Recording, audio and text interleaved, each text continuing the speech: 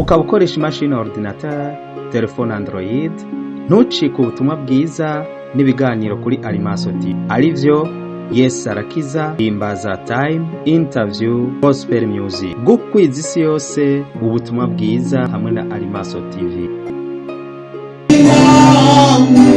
Kama wewe Jehova, nani kama wewe? Kama wewe Yesu, nani kama wewe? Nani kama wewe Jehova Rafa, nani kama wewe?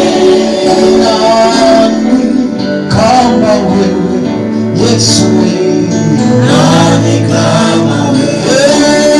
Nani kama wewe? Kama wewe, nani kama wewe? Kama wewe Yahweh, nani kama wewe?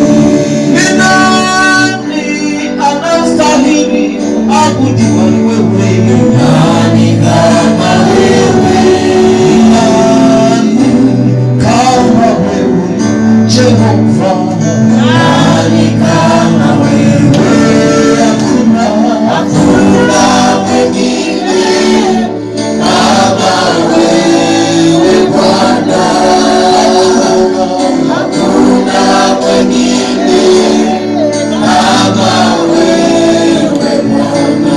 Hakuna mwingine, hakuna mwingine kama wewe Bwana. Hakuna mwingine kama wewe Bwana. Hakuna mwingine, hakuna mwingine kama wewe Bwana. Hakuna mwingine kama wewe Bwana. Hakuna mwingine Yesu, hakuna mwingine kama wewe Bwana. Hakuna mwingine kama wewe Bwana. Hakuna mwingine, hakuna mwingine kama wewe Bwana. Hakuna mwingine, hakuna mwingine kama wewe Bwana. Yesu, hakuna mwingine, hakuna mwingine kama wewe Bwana. Hakuna mwingine, hakuna mwingine kama wewe Bwana. Sauti zitujawe hanyuma useme Daudi nambaza atabu wewe wameni yamaraso atabu wewe wameni yamaraso naundi nabaza naundi nabaza atali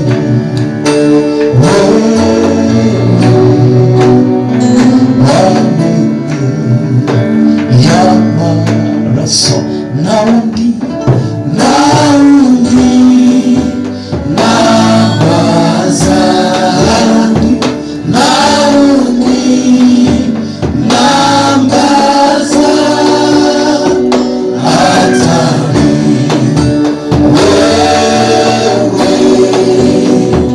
wameni yamaraso atali atali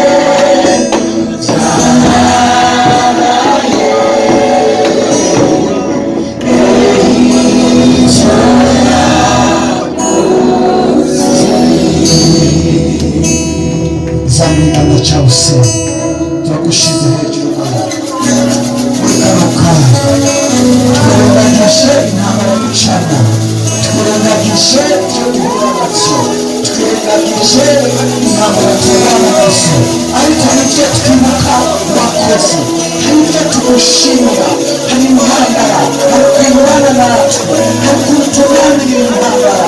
Mani turiyengagije ibyo duhura nabyo, turengera imyambaro y'amaso, imyambaro duhura nazo, twari turakoze Mana. Ubundi yakoze Imana yacu ni nziza, ni inshuti, itazigera ihinduka. Haleluya, haleluya. Urukundo rwayo ni rwinshi ngo kandi ntakagere rugira. Haleluya, ngo niwe ntango kandi niwe herezo. Nyakubahwa Yesu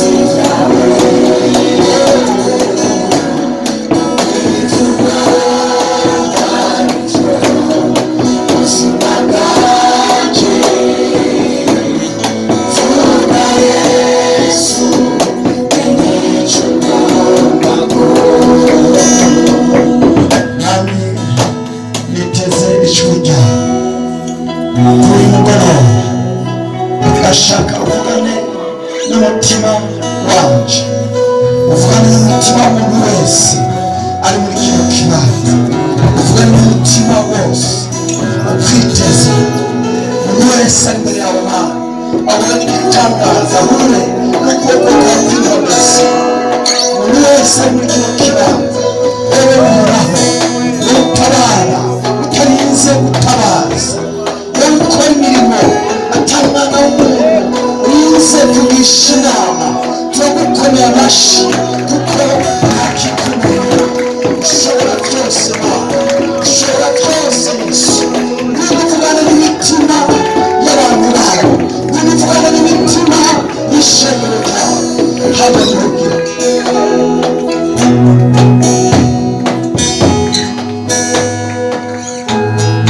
Baraka zako ziwe na mimi, na macho yako yawe na mimi, kwa mkono wako kweli umenibariki, kwa mkono wako kweli nimebarikiwa. Baraka zako ziwe na mimi, na macho yako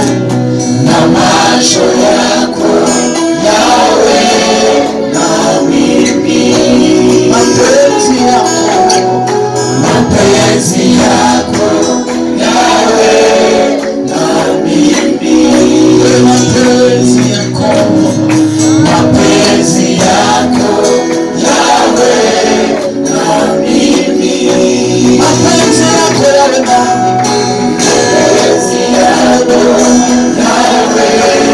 na mimi, kwa mkono wako kweli umenibariki, kwa mkono wako kweli umebarikiwa. Uongozi na huruma zako usiponibariki siwezi kwenda. Ninajua bila nguvu zako siwezi kwenda. Ninajua bila nguvu zako siwezi kwenda.